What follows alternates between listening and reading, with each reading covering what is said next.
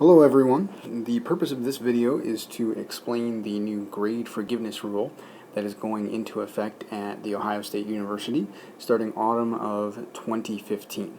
Prior to that, you probably were aware of the freshman forgiveness rule that The Ohio State had. That rule is being replaced by this rule. So the purpose of this is just really to explain some of the differences between the policies. If you are a first-year student, this will be brand new to you, so just forget that we had a freshman forgiveness policy previously. So what I have here is the actual policy itself, and I won't read through it, but I'll kind of explain things. So basically, in order to be able to apply the grade forgiveness rule, you have to actually submit a petition to your authorized representative, which basically means your academic advisor. So what you'll need to do is meet with your academic advisor. They'll help you submit the petition, and they will help you complete it and eventually submit it to the proper individuals to make sure that it gets processed. You have to actually make sure you are applying this rule by the second Friday of the semester or the summer term in which you're going to be taking the class. So basically, you can't go through the semester and then complete the course and figure out, oh, maybe I did better than I wanted to, so now I'm going to actually apply the forgiveness. If you're repeating the course and you want to apply the grade forgiveness policy, you do have to make sure you're doing so by the second Friday of the semester in which you're taking the course for the second time or repeating the course. You can only repeat the course once under the rules, so you can't repeat it multiple times and apply it multiple times, and you can only apply it for a maximum of 3 courses. There might be other things if you're worried about graduate school and so forth. You can talk with your academic advisor about that. So we'll scroll down a little bit.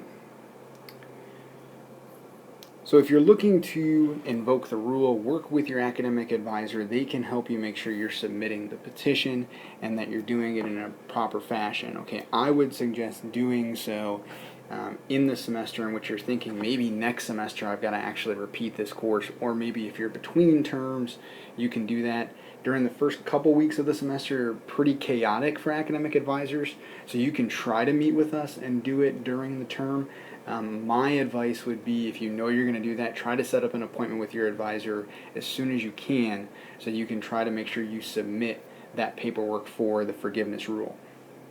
So if you're currently an Ohio State student and you want to repeat the course, here are some things to keep in mind. Okay, if you repeated 3 courses previously under the freshman forgiveness policy, and let's say those were all 3 credit hour courses, so you still have more credit hours towards your previous 15, you can repeat a 4th or 5th course if you do so during the next academic year, so autumn 2015 or spring of 2016. Extensions beyond that, that's going to have to be a petition, and you'll want to work with your academic advisor. If you've already repeated the 3 courses, and let's say they were all 5 credit hours, you used up your freshman forgiveness, sorry, you can't actually continue to apply this. Okay, you've essentially used all the forgiveness you have under this policy. If you repeated 2 courses and you're eligible to repeat 1 course under this rule, that's fine. Okay, same thing if you repeated only 1 course under the old rule and now you want to repeat 2, that's fine as well. Okay. If you've never used freshman forgiveness, you have full eligibility. You can use all of your courses.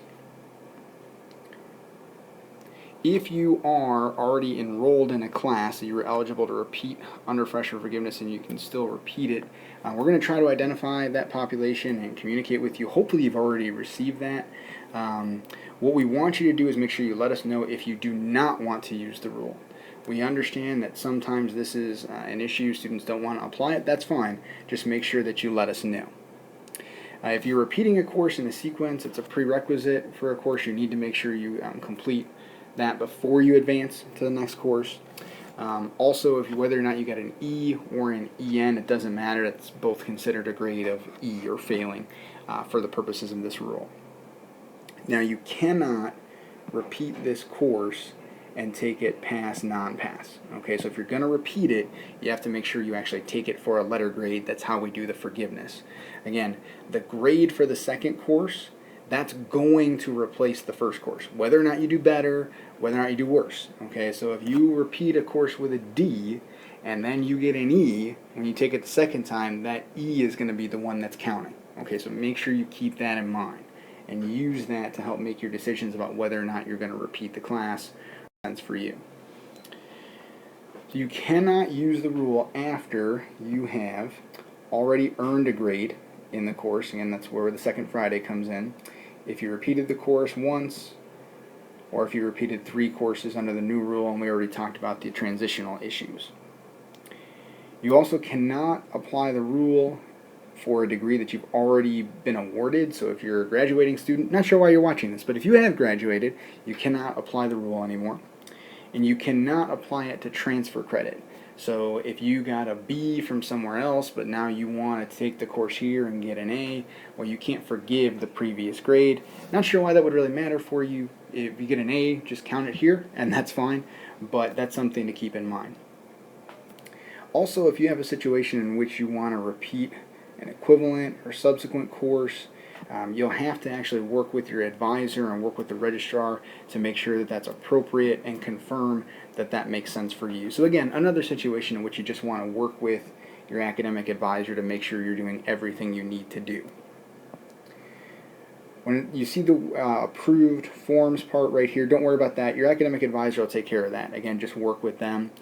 We will add notes in Advising Connect to record any approved petition. When you invoke the rule and then you drop the course, that nullifies the arrangement, okay? So it won't be counted against you. So if you sign up, you submit your petition, and then you drop the course later, that's fine. You can take it again. That will not count as your 3 courses. You can go ahead and take it. Not a problem.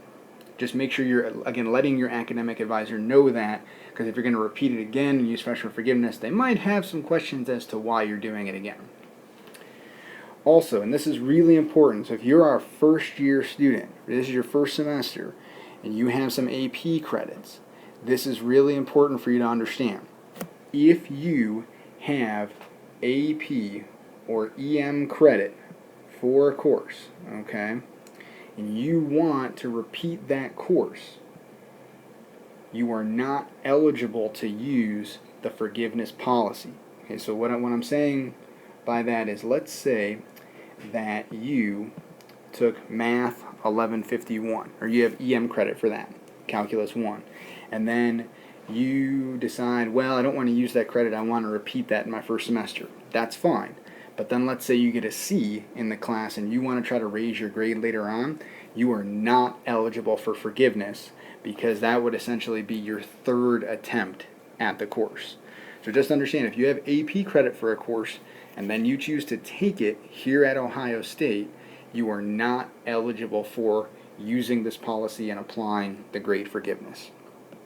I hope this has been helpful. I hope it helps explain the transitional issues with the policies. If you have questions, please contact your academic advisor. They will be able to help explain it and help you understand it in a way that you may or may not be able to apply the new forgiveness rule.